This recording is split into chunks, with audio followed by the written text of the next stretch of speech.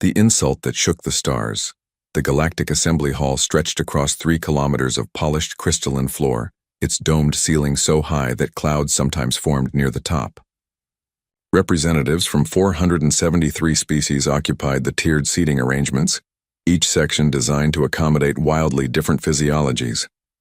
Some delegates breathed methane, others required zero-gravity environments, and a few existed as patterns of organized energy within containment fields. Despite these differences, they all shared one common trait. They looked at humanity with barely concealed contempt. Ambassador Marcus Rivera stood at the central speaking platform, his dark suit and simple briefcase making him appear almost comically ordinary, compared to the exotic aliens surrounding him. He was 47 years old, a career diplomat who had spent the last 15 years trying to earn respect for his species in a galaxy that considered Earth little more than an amusing curiosity. The silver Earth insignia on his jacket gleamed under the chamber lights, but nobody seemed to notice or care. 72 years had passed since humanity's first contact with alien civilization. A Galactic Assembly scout ship had detected Earth's primitive radio transmissions and decided to investigate. What they found surprised them. A species that had barely reached its own moon, fighting constant wars among itself, polluting its only habitable planet, yet somehow on the verge of developing faster than light travel through sheer stubborn determination. The Assembly had debated for 3 years whether to make contact or leave humanity alone, to either destroy itself or evolve naturally. Eventually, curiosity won out. The arrival of alien ships in Earth's orbit had unified humanity faster than any war or crisis ever could. Within a decade, Earth had formed a single planetary government. Within 2 decades, they had reverse-engineered enough alien technology to build their first interstellar vessels. Within 3 decades, they applied for membership in the Galactic Assembly. The application was accepted, though not because anyone particularly wanted humans involved in galactic politics.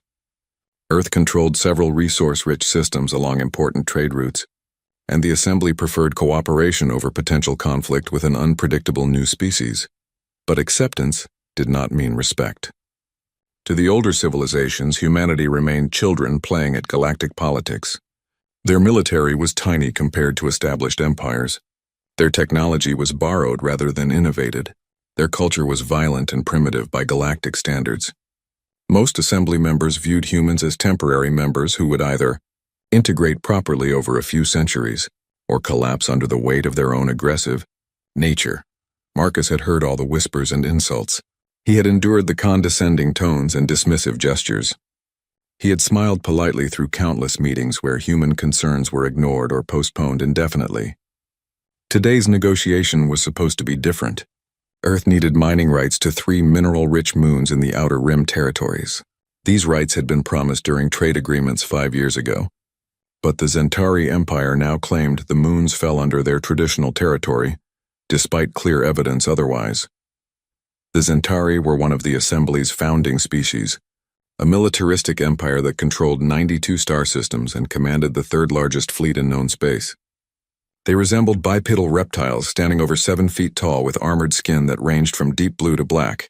Their culture celebrated strength above all else, viewing diplomacy as something practiced only with equals. Since they considered humans far from equal, these negotiations had been difficult from the start. General Carvos represented the Zentari Empire today. He sat in the elevated delegation box designated for senior military officials, his scarred face and battle-worn armor making it clear he had no interest in peaceful discussion. 3 dozen campaign medals decorated his chest plate, each one representing a conquered world or defeated enemy fleet. His yellow eyes tracked Marcus with the focused intensity of a predator watching prey. Marcus activated the holographic display system and began his presentation. Maps showing the disputed territories appeared in the air above the speaking platform. Legal documents from previous trade agreements scrolled alongside resource surveys and territorial charts. Everything was meticulously prepared, thoroughly researched, and completely correct according to Assembly law. The mining rights to these 3 moons were guaranteed under Trade Agreement 7-4-21, signed by both Earth representatives and Zentari commerce officials, Marcus explained, his voice carrying clearly through the translation systems.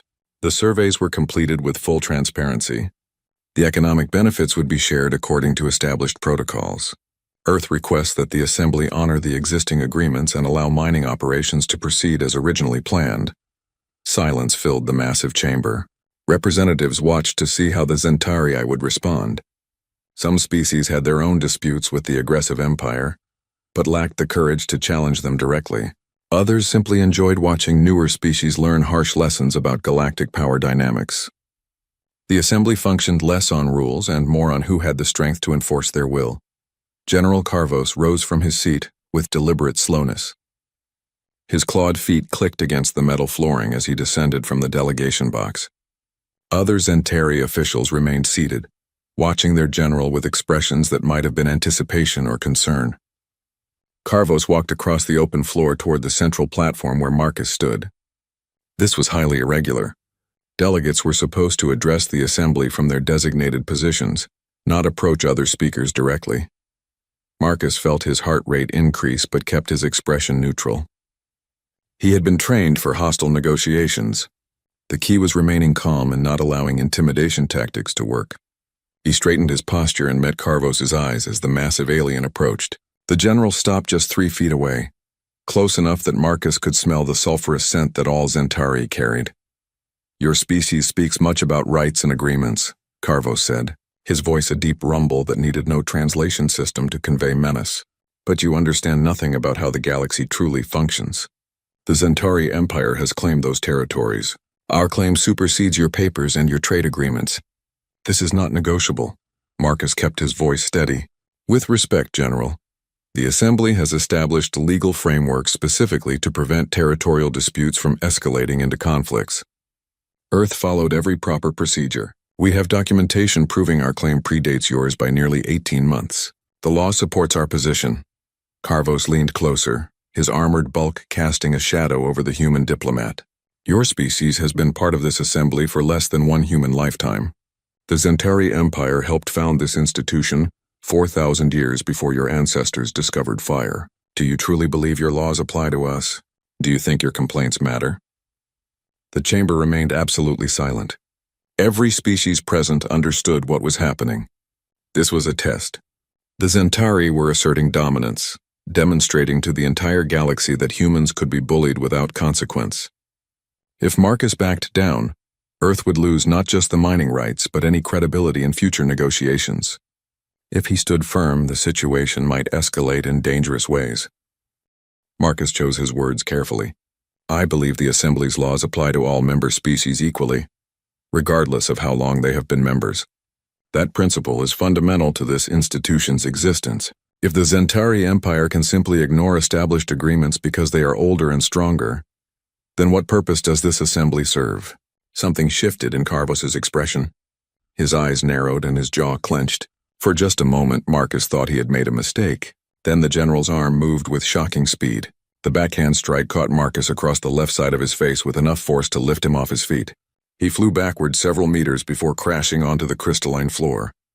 Pain exploded through his skull. Blood filled his mouth. The world spun and darkened around the edges. Through blurred vision, Marcus saw Carvos standing over him. The general's voice seemed to come from very far away. "That is what this Assembly serves, human. To remind lesser species of their place. Your kind will never be our equals. You are guests here, tolerated only because your resources have value. Learn humility, or learn pain." Medical teams rushed forward as Marcus tried and failed to stand. His left eye had already swollen shut. Blood poured from his nose and split lip. Several teeth felt loose. The diagnostic scanner one of the medics passed over him beeped alarmingly. Fractured skull, severe concussion, internal bleeding. He would need immediate surgery and weeks of recovery. As they lifted him onto an anti-gravity stretcher, Marcus remained conscious enough to see the reactions around the chamber. Some delegates looked shocked. A few appeared sympathetic. Most showed no reaction at all. The Assembly President, an ancient being from the Archon Collective, called for order but made no move to arrest or even reprimand Carvos. The general walked calmly back to his delegation box and sat down as if nothing unusual had occurred. Physical violence against diplomats was technically forbidden by Assembly law, but apparently those laws only mattered when enforced. Nobody was going to enforce them against the Zentarii Empire. As the medical team carried Marcus from the chamber, he heard the assembly president suggesting a recess to allow emotions to settle. Perhaps cultural sensitivity training could prevent future misunderstandings. Perhaps a committee could review proper diplomatic protocols. Her words were meaningless bureaucratic noise designed to avoid actually addressing what had just happened. The message was clear. Might made right in the Galactic Assembly, and humanity did not have enough might to matter. What nobody in that chamber understood was that every moment of the assault had been recorded and broadcast in real time. Earth's communication networks operated on quantum entanglement technology that allowed instantaneous transmission across any distance. Every human colony, every orbital station, every military vessel had watched their ambassador being attacked. They had seen him bleeding on the floor. They had heard the contemptuous dismissal in Carvos's voice. And they had witnessed the Assembly's complete unwillingness to provide justice. On Earth, in the capital city of New Geneva, emergency meetings were already beginning. Military commanders reviewed classified files that most of the galaxy did not know existed. Political leaders discussed options that ranged from economic sanctions to actions far more severe. The President of Earth convened the Planetary Security Council in the fortified bunker beneath the Capitol complex. President Sarah Okonkwo was 61 years old, a former military officer who had led peacekeeping forces during Earth's unification period. She had hoped her presidency would focus on building peaceful relationships across the galaxy. Instead, she now faced the most serious crisis in human interstellar history. The holographic displays around the council table showed Marcus Rivera's assault from multiple angles. Medical reports indicated he would survive but required months of reconstructive surgery. Intelligence reports showed the Zentari Empire mobilizing additional forces to the disputed territories, apparently confident that humans would accept this humiliation quietly. "How do we respond to this?" asked Defense Minister Chen, a hawk who had argued for years that Earth needed stronger military capabilities. "If we do nothing, every species in the galaxy will think they can treat us the same way. Our diplomats will become targets. Our colonies will face constant challenges. We will never earn respect through appeasement." Foreign Minister Adeyemi, normally a voice for diplomatic solutions, looked uncharacteristically grim. "I've spent my entire career building relationships within the Assembly. I've made personal friendships with representatives from dozens of species. In the last 2 hours, I've contacted every one of them. None will support sanctions against the Zentari. None will even issue public statements condemning the assault. They're all too afraid of antagonizing a founding empire." President Okonkwo studied the faces around the table. "Admiral Kusawa, what are our military options?" The admiral of the fleet pulled up tactical displays showing human forces throughout colonized space. "Madam President, our public fleet consists of 68 vessels ranging from destroyers to heavy cruisers. That's what the galaxy knows about. That's what they've seen on patrol routes and in joint exercises. But we also have Project Sentinel." The mention of Sentinel made several council members shift uncomfortably. It was Earth's most classified military program, launched 40 years ago when humanity first joined the Assembly. The project operated on a simple premise: never let potential enemies know your true strength. Show them a military that looks adequate but unimpressive. Meanwhile, build something far more capable in secret locations where galactic observers cannot find it. Project Sentinel has completed construction of 412 vessels. Admiral Kusawa continued. "These are not outdated designs copying alien technology. These are human-engineered warships incorporating the best lessons from our own military history, combined with carefully acquired alien innovations. Our crews have been training in isolated systems for years, running combat simulations against every known galactic military doctrine. The galaxy thinks our fleet is small and weak. They have no idea what we've actually built." President Okonkwo stood and walked to the massive viewport that overlooked New Geneva.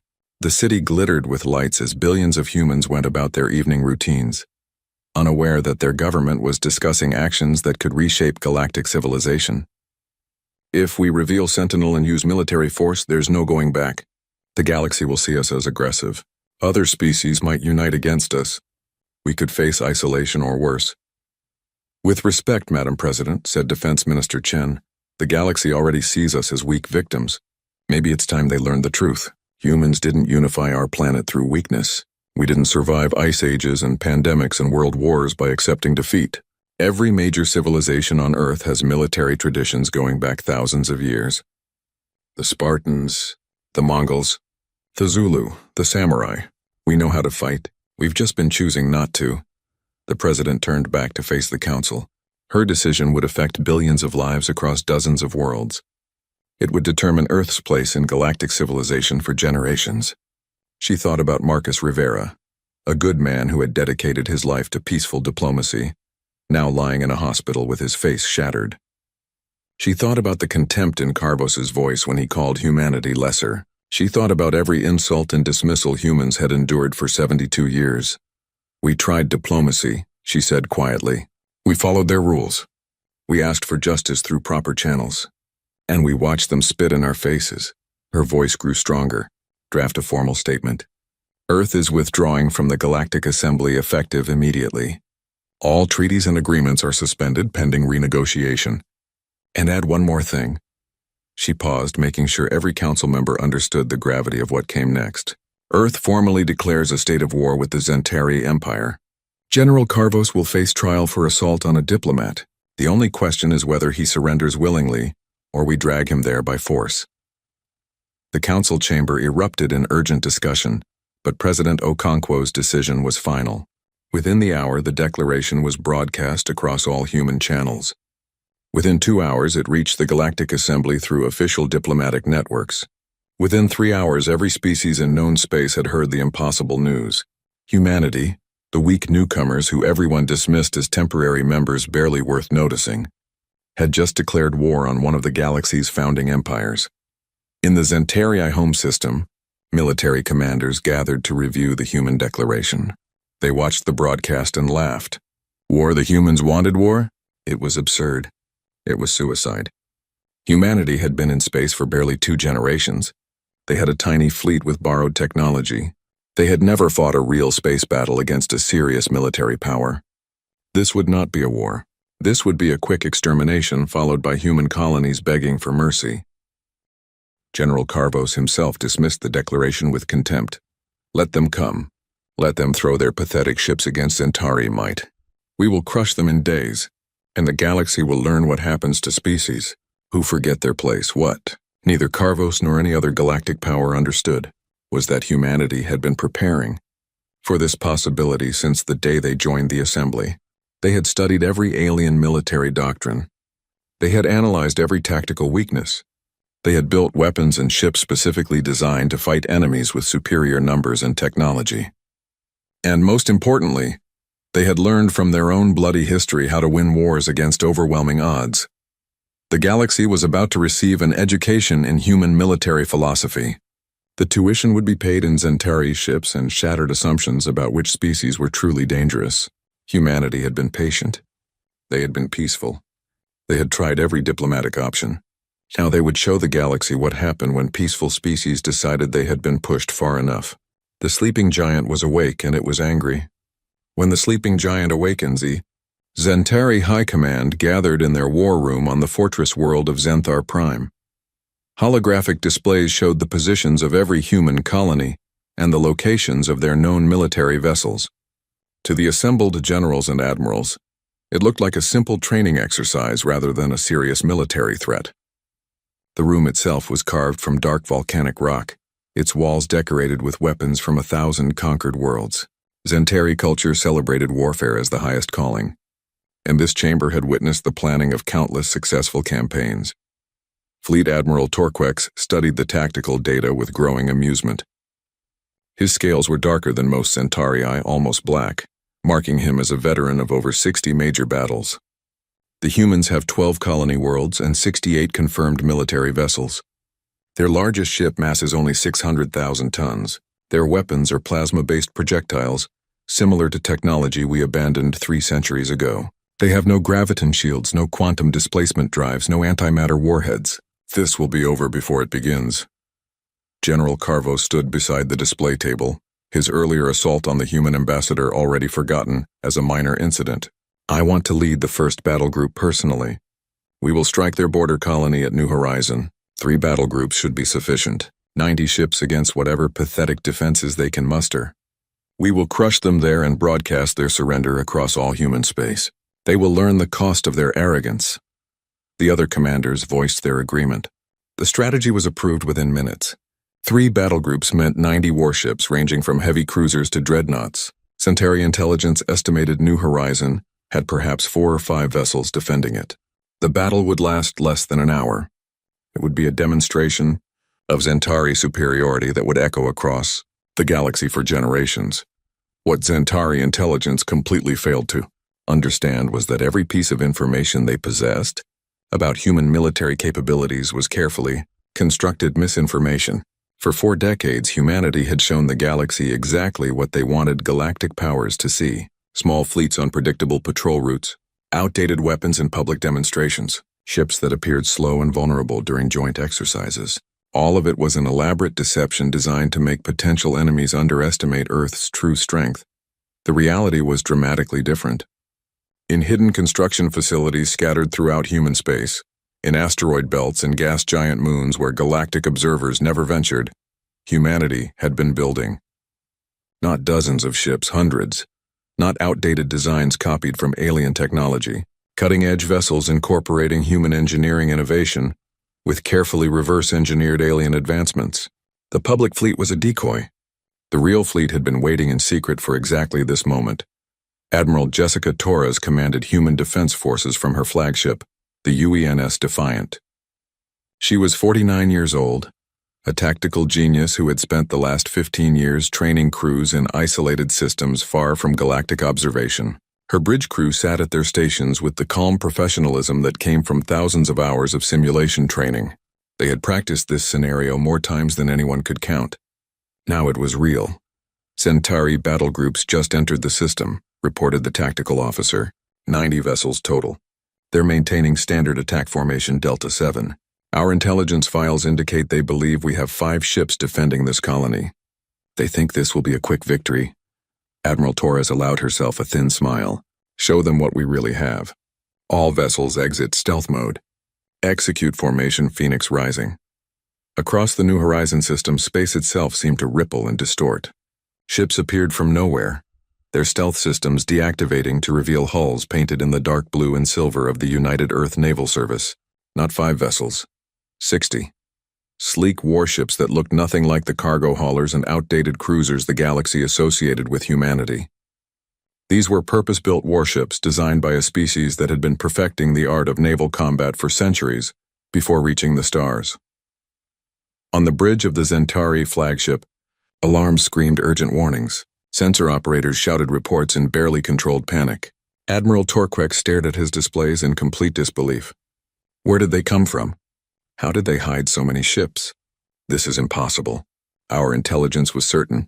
General Carvos pushed forward and seized control. It does not matter how many ships they have. Centauri warriors have never been defeated. All vessels attack formation. Show these humans what true military power looks like.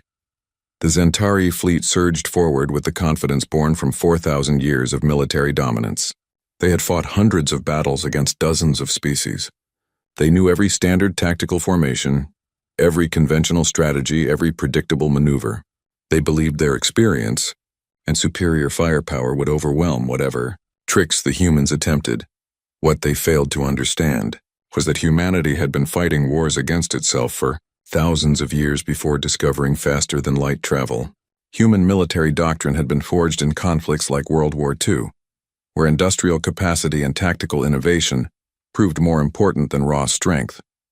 Humans had learned brutal lessons about combined arms warfare, about logistics and coordination, about adaptability under pressure. They had studied their own military history obsessively, learning from every victory and every defeat. Admiral Torres watched the Centauri charge forward in their textbook perfect formation. All ships execute protocol chaos theory. Make them chase shadows. The human fleet scattered in what appeared to be complete disorder. Ships broke formation and moved independently, each captain making rapid decisions based on real-time tactical data. There was no rigid structure to target, no predictable pattern to exploit. The Centauri found themselves chasing individual vessels that refused to engage in traditional line combat. Every time they locked weapons on a target, that ship would accelerate with impossible speed or execute maneuvers that should have torn it apart. Human ships had been designed with one primary advantage over alien vessels: acceleration.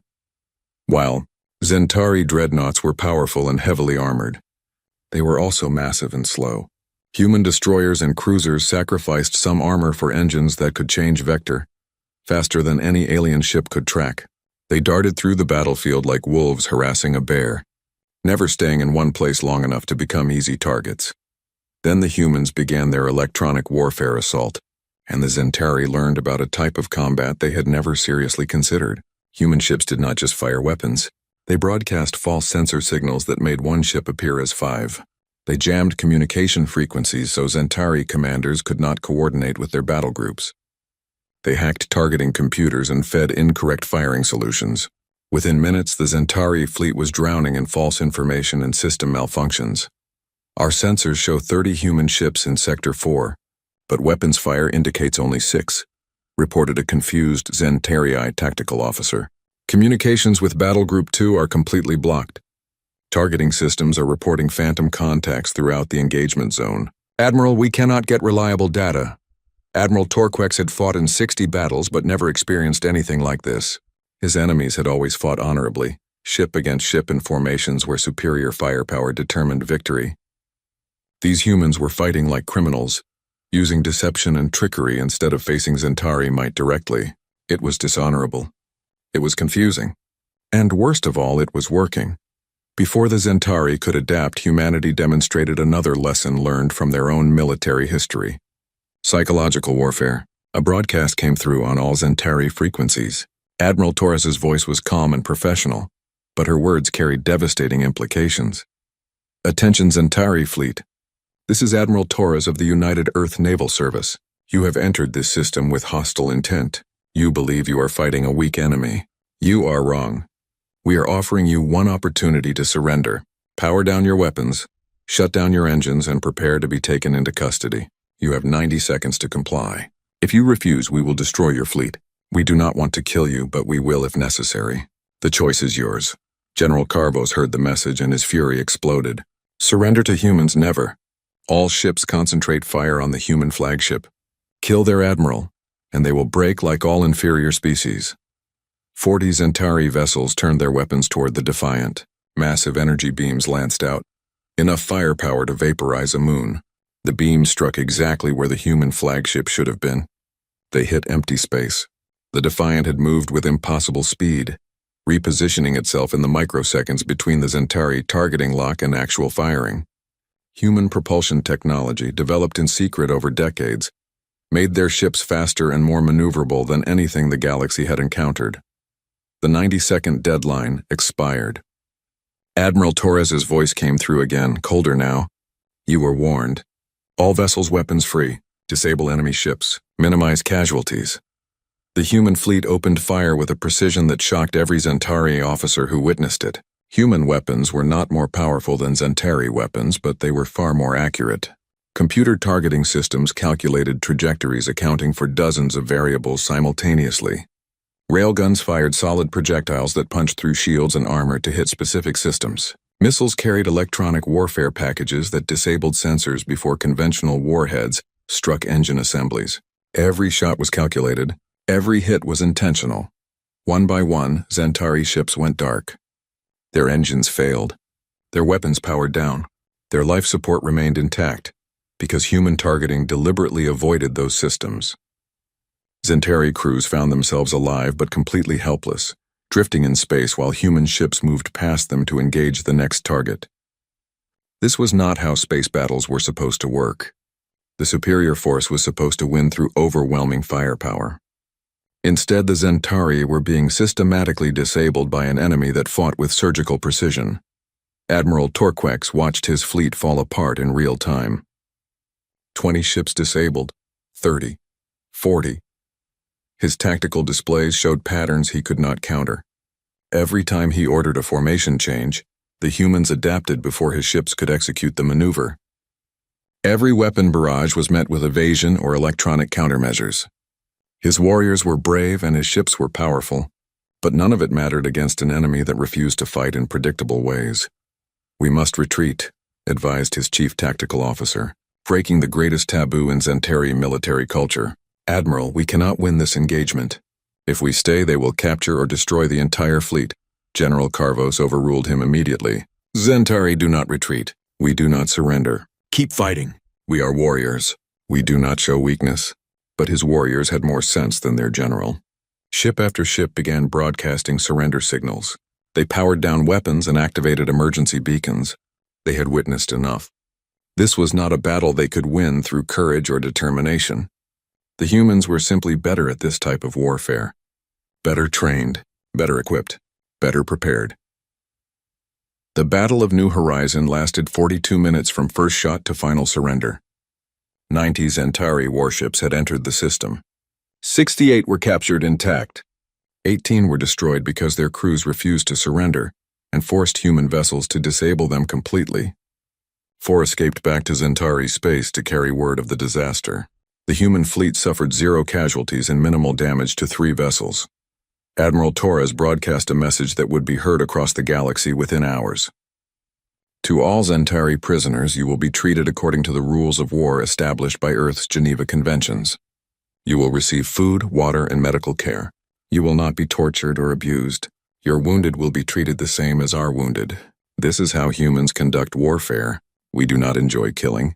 We simply refuse to allow aggression against our people to go unanswered. In the Galactic Assembly Chamber, representatives watched the battle footage in stunned silence. Nobody made jokes about weak humans now. Nobody dismissed Earth as a minor power. They had just witnessed something that should have been impossible.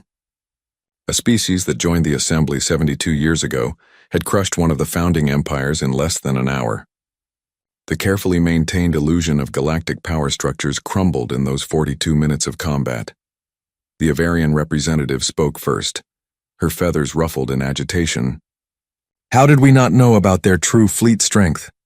Our intelligence services should have detected construction on this scale. The Luminar delegate, existing as organized energy within a crystalline containment field, pulsed with concerned colors. They deceived us deliberately. For decades, they showed us weakness while building strength in secret. We have fundamentally misunderstood this species. On Zenthar Prime, the High Command watched the battle recordings with growing horror. Emperor Draxus, supreme ruler of the Zentari Empire, addressed his generals with cold fury. You told me the humans were weak. You promised me an easy victory. Instead, you have delivered our greatest military defeat in 1,000 years. How do you explain this? Admiral Torquek, stripped of command and facing court-martial, could only answer honestly. They fight like no species we have ever encountered. They do not follow standard tactical doctrine. They use deception and electronic warfare in ways we never anticipated.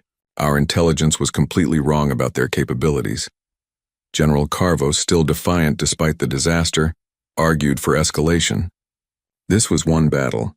We have hundreds of ships. We will mobilize the full might of our empire and crush them with overwhelming numbers.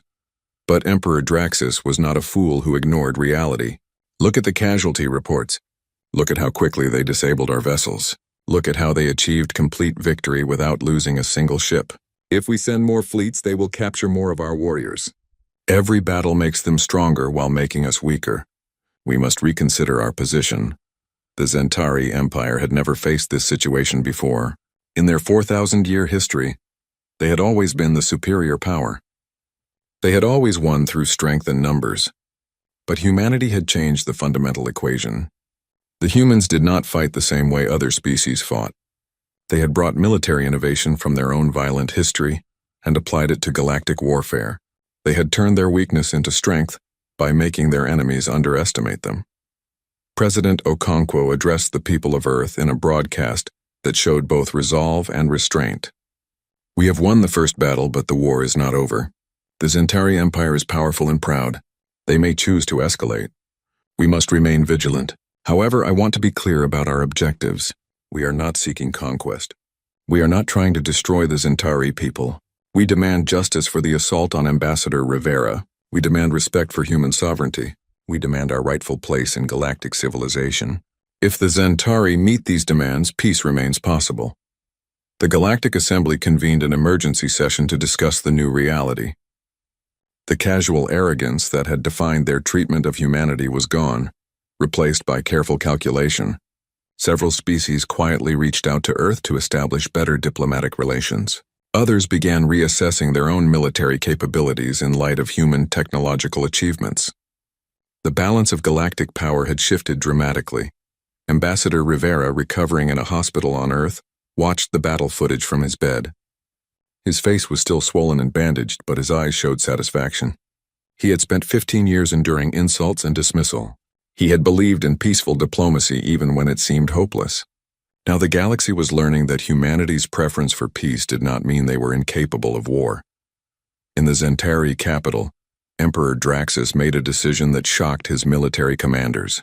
He ordered the arrest of General Carvos on charges of gross incompetence and starting an unnecessary war. The general who had assaulted a human diplomat with such contempt now found himself in chains, facing trial for bringing disaster to his empire. It was not justice in the sense that Earth wanted, but it was acknowledgement that the Zentarii had made a catastrophic mistake. The war continued for several more months, but the outcome was never in doubt after New Horizon. Human forces demonstrated consistent tactical superiority in every engagement. They did not conquer Zentari worlds or massacre civilians. Instead, they systematically disabled military installations and captured enemy vessels. They treated prisoners well and allowed civilians to continue their lives undisturbed. This restraint confused and disturbed many galactic observers who expected humans to behave like typical conquerors. What the galaxy slowly came to understand was that humanity had learned lessons from their own terrible history. They had fought 2 world wars that devastated their planet. They had developed weapons capable of destroying all life on Earth. They had faced the abyss of self-annihilation and stepped back. Those experiences had taught them that military power without moral restraint led only to mutual destruction. They could fight with terrible efficiency, but they chose to fight with honor. The final peace treaty was signed 6 months after the war began. General Carvos was extradited to Earth to face trial for assault on a diplomat. He was found guilty and sentenced to 20 years in a human prison, where he would experience firsthand how humans treated even their enemies with basic dignity. The Zentari Empire formally apologized to Earth and paid reparations. The mining rights that had sparked the initial dispute were awarded to humanity without further argument. But the most important outcome was not written in any treaty. The galaxy had learned that humanity was not weak. They had learned that peaceful species could be the most dangerous when pushed too far. They had learned that humans possessed something more valuable than superior technology or larger fleets. They possessed strategic thinking, tactical flexibility, and the moral courage to fight only when necessary, but to fight with absolute commitment when required. Ambassador Rivera recovered fully and returned to diplomatic service. When he entered the Galactic Assembly Chamber for the first time after the war, something had changed. Representatives stood when he approached. They listened when he spoke. They treated him with genuine respect rather than barely concealed contempt. Earth had not sought this respect through aggression, but they had earned it by demonstrating they would not accept humiliation quietly. President Okonkwo addressed the assembly personally, delivering a speech that would be studied for generations. "We did not want this war. We tried every peaceful option. We followed your rules and respected your institutions. But when violence was committed against our representative, when justice was denied, we had no choice but to act. Let this be a lesson to all species. Humanity values peace above almost everything, but we value justice and dignity even more. We will always prefer negotiation to conflict, but we will never again accept being treated as lesser simply because we are newer to galactic civilization." The Galactic Assembly reformed its diplomatic protocols, establishing stronger protections for ambassadors and clearer mechanisms for resolving disputes. The reforms came too late to prevent the war, but they ensured future conflicts might be avoided. Humanity had not just won a military victory, they had forced the galaxy to reconsider fundamental assumptions about power, respect, and civilization. In the years that followed, human colonies prospered. Human ships patrolled their territories with confidence. Human diplomats negotiated from positions of strength. The galaxy had learned its lesson. Humanity was not weak. They were not primitive. They were a species that had survived ice ages and plagues, that had unified a divided planet, that had reached the stars through determination and innovation. They were dangerous when provoked, merciful when victorious, and absolutely committed to protecting their own. The assault on Ambassador Rivera had been meant to teach humanity their place. Instead, it had taught the galaxy that underestimating humans was a mistake no species should ever make twice. The sleeping giant had awakened, and the galaxy would never be quite the same.